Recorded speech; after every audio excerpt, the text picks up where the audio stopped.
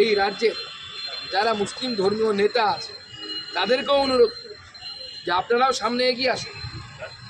এই যে ইসলামের নামে যারা এদের উপর অত্যাচার করছে, যারা বলছে এদেরকে কনভার্ট হতে, যারা বলছে এদেরকে শাখা সিঁদুর ভেঙে ফেলতে, এটা কি প্রকৃত ইসলাম না প্রকৃত ইসলাম না? It is your duty to clarify. সেটাও আপনাদের কাছে আমি অনুরোধ জানাই। জানি না আপনারা এগিয়ে আসার সাহস দেখাতে পারবেন, কিন্তু এটা চলতে পারে না। এবং আমরা মাননীয় গভর্নরকে বলেছি, প্রয়োজনে আপনি শক্ত পদক্ষেপ নিন। সেটা সংবিধান কি পারমিট করবে সেটা মাননীয় গভর্নর সাহেব এবং অবভিয়াসলি অ্যাডমিনিস্ট্রেশনের ব্যাপার। কিন্তু মাননীয় গভর্নর সাহেব যেতে রাজি হয়েছেন, সেই জন্য আমি তাকে ধন্যবাদ জানাই। উনি কালকে যান ওখানে, আমরা এটা চাইছি, এনারাও চাইছেন যে খুব করে যে উনি যেন ওখানে যান। এই বাচ্চাগুলোর ভবিষ্যতের এরকম প্রচুর বাচ্চা আছে, গর্ভবতী মহিলা আছে, ওইখানে প্রায় 400-র উপরে এখনও পর্যন্ত রিফিউজি মালদার পাল্লালপুর স্কুলে সেখানে। সবাইকে ধন্যবাদ। এবার যদি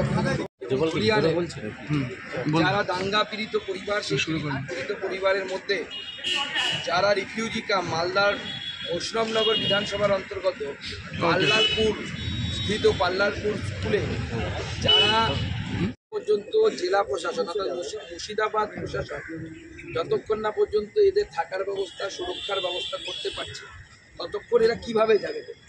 আপনার সামনে যদি আমি আগুন জ্বালিয়ে দিই, বলি যে ঝাঁপ দিন, আপনি ঝাঁপ দেবেন? আপনার জীবনের ভয় আছে, এদের জীবনের ভয় নেই। এদের জীবনে সুরক্ষা দিতে পারছে না পুলিশ, কেন যাবে? কিভাবে যাবে? যেদিন মনে হবে এদের যে হ্যাঁ পুলিশ সুরক্ষা দিতে পারছে, সেদিন যাবে। আর যাবেটা কোথায়? বাড়িটা তো ভেঙে দিয়েছে, বাড়িটা তো জ্বালিয়ে দিয়েছে, বাড়ি তো নেই। মাসিমা বলছে বাড়িই তো নেই, কোথায় যাব? যাবে কোথায়? কংগ্রেস সাংসদ ঈশা খান চৌধুরী কীর্তি আর আমি বলতে চাই, আদিনা মসজিদে ওনার পূর্বপুরুষ এক আদিবাসী নেতাকে খুন করেছিল।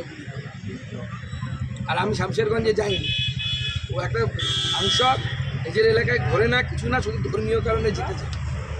উনি আরো বলছেন যে আমাদের রাজ্যে যে হিংসা হচ্ছে, যে অশান্তি চলছে, তাতে দুই পার্টি বিজেপি এবং তৃণমূলের রাজনৈতিক ফায়দা নেওয়ার চেষ্টা করছে। অর্থাৎ আপনাদের সেটিং এর কথাই বলছে, যেটা বারবার অভিযোগ করছে তারা। দেখুন, কংগ্রেস এবং সিপিএম তৃণমূলের বি টিম, এটা প্রমাণিত হয়ে গেছে। আর ওনাকে বলুন, 1947 সালে যখন দাঙ্গা হয়েছিল তখন কি বিজেপি ছিল?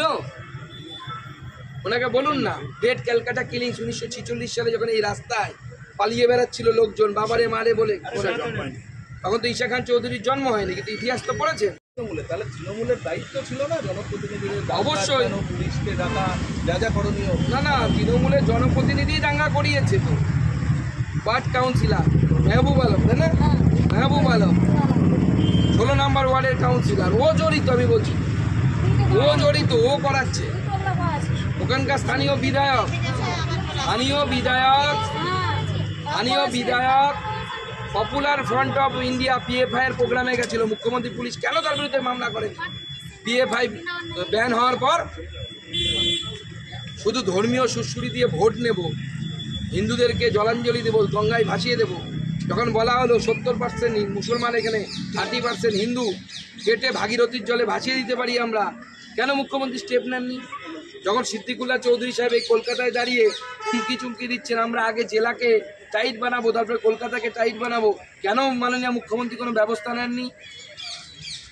প্রত্যেকটা সংবিধানের নামে শপথ নিয়ে মাননীয় মুখ্যমন্ত্রী সংবিধানকে পুরো ভায়োলেট করেছে। ওনার সাংবিধানিক অধিকার নেই ওই পদে।